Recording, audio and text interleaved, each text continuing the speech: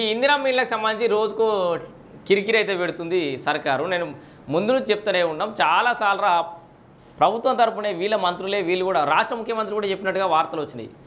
ఎన్ని చదరపు అడుగులను కట్టుకొని మనం ఏదైతే మినిమం నిర్దేశించినామో దాని లోపల కట్టుకుంటే సరిపోయి దాన్ని దాటి ఎంతనన్నా కట్టుకొని ప్రజలకు వెసులుబాటులనే కట్టుకోనిక అని చెప్పేసి రాష్ట్ర ముఖ్యమంత్రి రేవంత్ రెడ్డి చెప్పిండు. ఇప్పుడు 600 చదరపు అడుగులు మించొద్దు అని చెప్పేసి వాళ్ళు లిటికేషన్ పెడుతురు.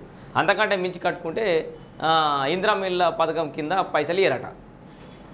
ఇందిరమ్మ ఇళ్ళు 600 చదరపు అడుగులు మించొద్దు, అనర్హులని తేలితే నిర్మాణం మధ్యలో ఉన్నా కూడా రద్దట. వామో, అనర్హులని తేలితే అండర్ కన్స్ట్రక్షన్లో మధ్యలో ఉన్నా కూడా రద్దు చేస్తారట.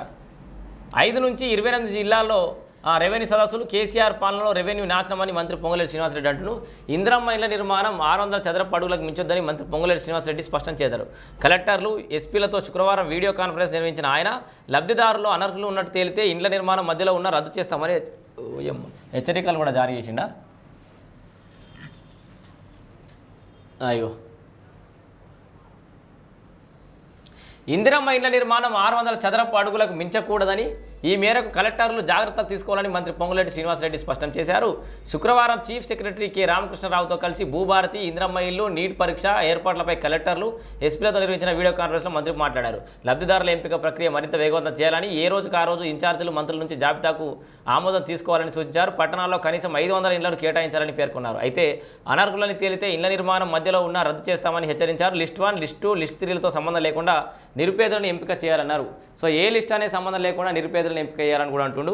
అండ్ 5 నుంచి 20 తేదీ వరకు రెవెన్యూ సదస్సులు మనం నిన్న కూడా చెప్పుకున్నాం. ప్రతిరోజు కూడా రెవెన్యూకి సంబంధించిన విషయాలు మాట్లాడుకుంటున్నాం. అయితే ఈ కలెక్టర్లు అండ్ తహసీల్దార్లు నిర్వహించే రెవెన్యూ సదస్సులలో రైతులు అనేక సమస్యలు లేవలెత్తుతున్నారు.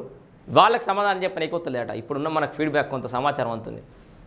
విషయం ఏంటంటే కొత్త చట్టం, చాలా ఏళ్ళ తర్వాత వచ్చిన చట్టం, వాళ్ళకు పూర్తిస్థాయిలో అవగాహన రాకముందుకే పుస్తకాలు ఇచ్చిపోయి ఆడ ప్రశ్నలు అడుగుతారు, సమాధానాలు చెప్పాలంటే అది కూడా వాస్తవానికి కొంత ఇంప్లిమెంటేషన్ అయ్యి కొన్ని రోజులు జరిగిన తర్వాత దాన్ని పెట్టాల్సింది. అవగాహన కార్యక్రమాలు తహసీల్దారులకు, కలెక్టర్లకు కనీసం 1 నెల రోజుల పాటు నిర్వహించాల్సింది. సో వాస్తవానికి ఇది కూడా ఒక ప్రాక్టీసే.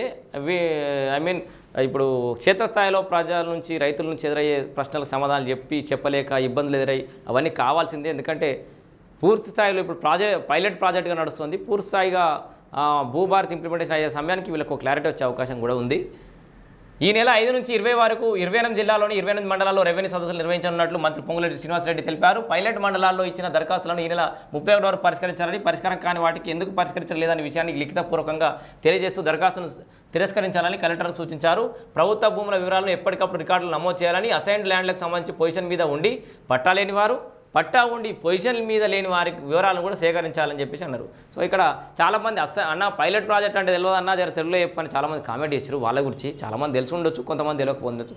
పైలట్ ప్రాజెక్ట్ అంటే ఏం లేదు తమ్మి, దాన్ని ఏమన్నారు తెలుగులో, పైలట్ ప్రాజెక్ట్ తెలుగులో ఏమంటారు, ఆ టెస్ట్ చేస్తున్నా, టెస్టింగ్ అన్నట్టు.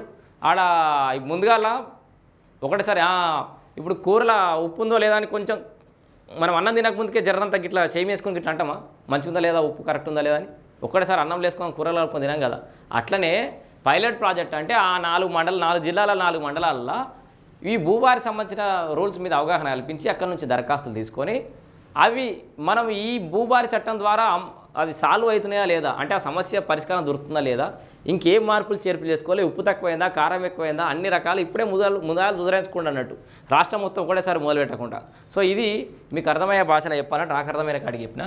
ఇక నీట్ పరీక్షకు పకడ్బందీ ఏర్పాట్లు కూడా చేయాలంటుండు. మే నెల 4 నిర్వహించిన నీట్ పరీక్షకు పకడ్బందీ ఏర్పాటు చేయాలని మంత్రి అధికారులను ఆదేశించారు. ఈ ఏడాది రాష్ట్రం నుంచి 72,572 మంది విద్యార్థులు నీట్ పరీక్షకు హాజరవుతున్నారని, అందుకోసం 24 జిల్లాల్లో 190 పరీక్ష కేంద్రాలు ఏర్పాటు చేసినట్టు తెలిపారు. సో హీట్ వేవ్ కేసీఆర్ పాలనలో రెవెన్యూ నాశనమైంది కూడా అంటారు. సో మొత్తంగా ఇందిరమ్మ ఇళ్ళ ప్రధానమైన మంత్రి పొంగులేటి శ్రీనివాసరెడ్డి మాట్లాడిన అంశాలలో ప్రధానమైన అంశం 600 చదరపు అడుగులకు ఇందిరమ్మ ఇళ్ళు మించొద్దు అని చెప్పి గృహ నిర్మాణ శాఖ మంత్రి పొంగులేటి శ్రీనివాసరెడ్డి ఖరాఖండిగా చెప్పేసిండు. ఇక దీనికి మనమైతే ఏం చేయలేము, ఉన్న ముచ్చట మీకు చెప్తున్నా. ఇక ఇది ఇందిరమ్మ ఇళ్ళకి సంబంధించిన సమస్య.